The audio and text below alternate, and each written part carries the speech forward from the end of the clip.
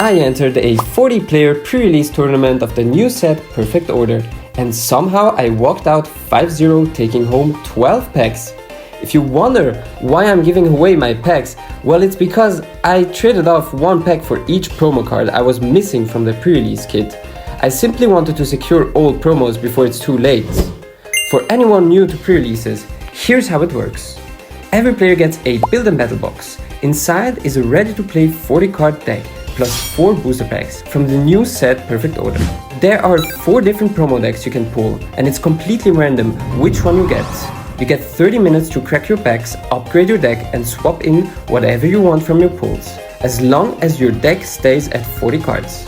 The host provides any basic energy you need, but no trading is allowed. Once time's up, it's time to lock in. Now, if you're wondering if there are any good cards you can pull for your deck, actually there are not many options. First of all, the decks are pretty good as they come. There's not a lot you want to swap out. Overall, Pokepads are good for all decks. If you manage to get Judge, I would play it to help against the Metal Sword deck, because their power comes from gathering swords in your hand, and if you cut their hand down to 4 cards, definitely helps. Obviously, if you're playing the sword deck yourself, don't play Judge because it would just hurt yourself. In my opinion, Meowth X isn't great because his effect only works if you play it from your hand. And if you have to start with Meowth in the active, you'll waste a valuable energy and a turn. So it's either great or pretty bad, depending on your luck. Mega Starmie is very good, and I would definitely consider playing it in any of the 4 decks. It packs a lot of HP and attack. It's a perfect backup when your opponent is down to 1 prize card. Keep in mind, you'll need to add a water energy to your deck if you want to use its first attack.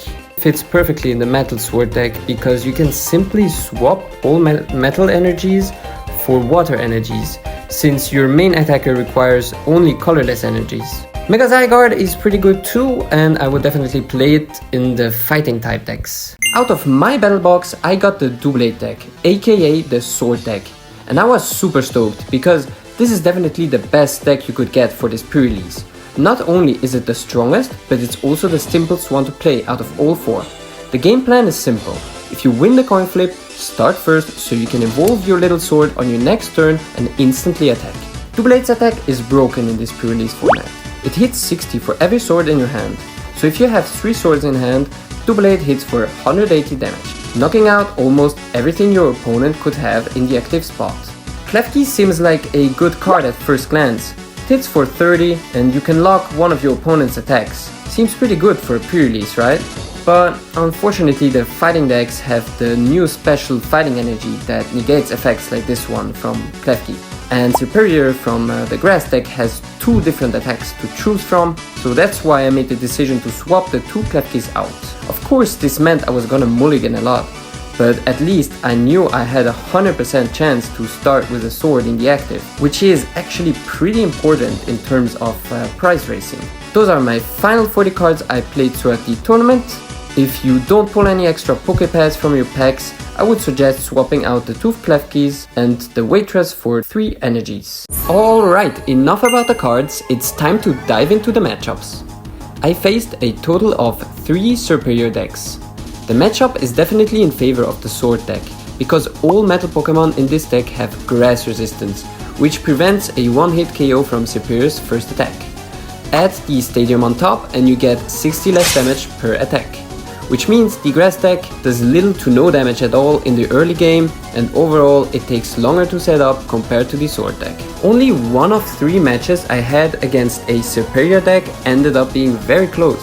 It was actually against one of my good friends from the Pokemon community, GG's Manuel. This is a picture I took from the board stage right before taking the knockout on Meowth and taking the last prize card.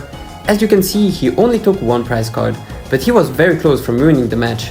See, he messed up the energy management on his Sperperior.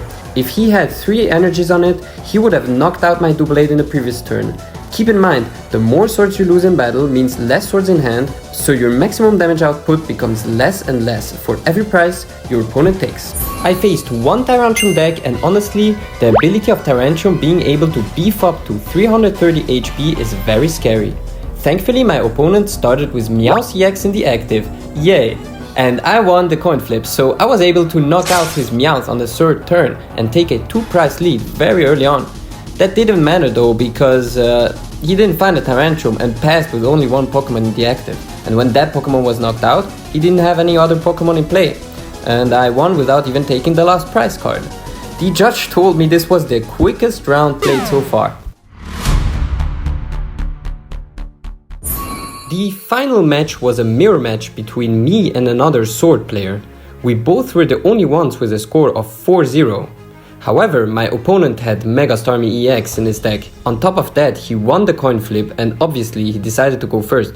I casually mulliganed 4 times and let him draw 4 extra cards. At this point, I knew I was cooked. We both start with Honedge in the active. He benches a Staryu, attaches an energy on Honedge and passes. This is not good. He can most likely knock out my active on his next turn. So I bench an Honedge and start building up energy onto it just to be safe. By some miracle, my opponent doesn't find an energy and only benches an Honedge and attacks for 10 before passing back to me. All I do is attach a second energy to my benched Honedge and pass back to him. For some reason, he whiffs again and doesn't find a Doublade on his next turn. He attacks again for 10 and passes. You can't make this up, my opponent is super unlucky. Now it's my turn and I top deck an Ignition Energy. That means I can evolve my active Honedge, which originally was meant to be a sacrificial lamb, but since it didn't get knocked out, I could evolve it and attack with the Ignition Energy, taking the lead in the prize race. My opponent finally gets what he needs to attack and knock out my Doublade, but I already have a fully stacked Doublade ready to go, so I just respond with a knockout and take my second prize card. Unfortunately for my opponent, he did not find a Mega Starmie and couldn't even set up another Doublade, so he scooped. And that's how I won this pre-release. This is the 3rd consecutive pre-release tournament I won, including past pre-releases, making my current win streak 14-0.